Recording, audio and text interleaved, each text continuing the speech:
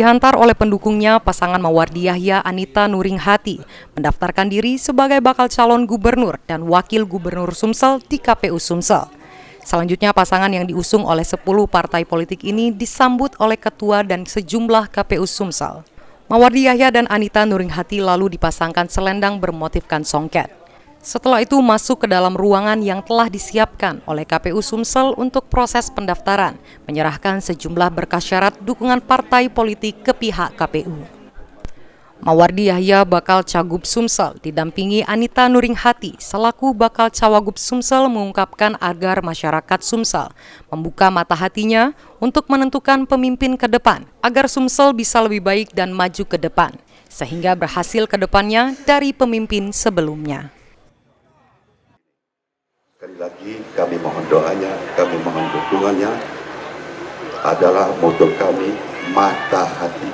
Bapak Ibu sekalian, marilah masyarakat Sumatera Selatan gunakan mata hatinya menentukan pemimpin ke depan ini supaya menjadi Provinsi Sumatera Selatan dapat tercapai pembangunan sesuai harapan daripada, yaitu tentunya cita-cita kita, yaitu di masyarakat Sumatera Selatan yang lebih maju, yang lebih baik.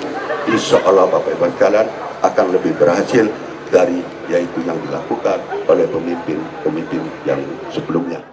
Sementara itu, bakal calon Wagub Sumsel Anita Nuringhati mengungkapkan jika dirinya optimis akan memenangkan Pilkada Sumsel. Pasangan mata hati menurut Anita akan mengoptimalkan seluruh kabupaten kota untuk menjadi prioritas di Pilkada Sumsel.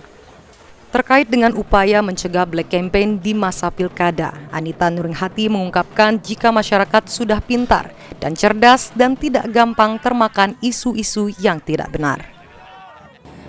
Saya rasa begini, bahwa masyarakat ini sekarang sudah pintar, sudah pandai, sudah cerdas, tidak gampang termakan isu-isu yang tidak benar. Dan hal ini rekam jejak boleh dilihat.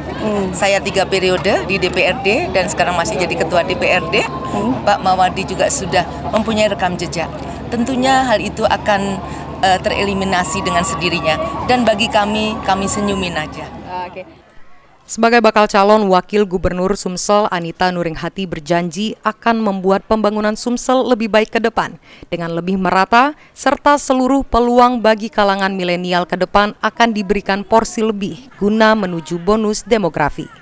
Sementara itu, salah satu pendukung pasangan mata hati dari paguyuban Horas Batak Sumsel, Fernandus Simanjunta, mengungkapkan jika Sumsel perlu dipimpin oleh orang yang mengerti Sumsel.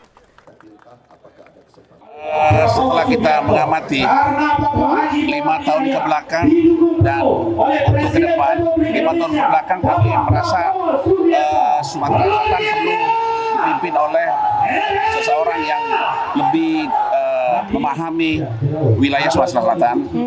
Jadi kami hadir ke sini spesial untuk mendukung beliau karena sudah masuk dalam seleksi kami, gitu.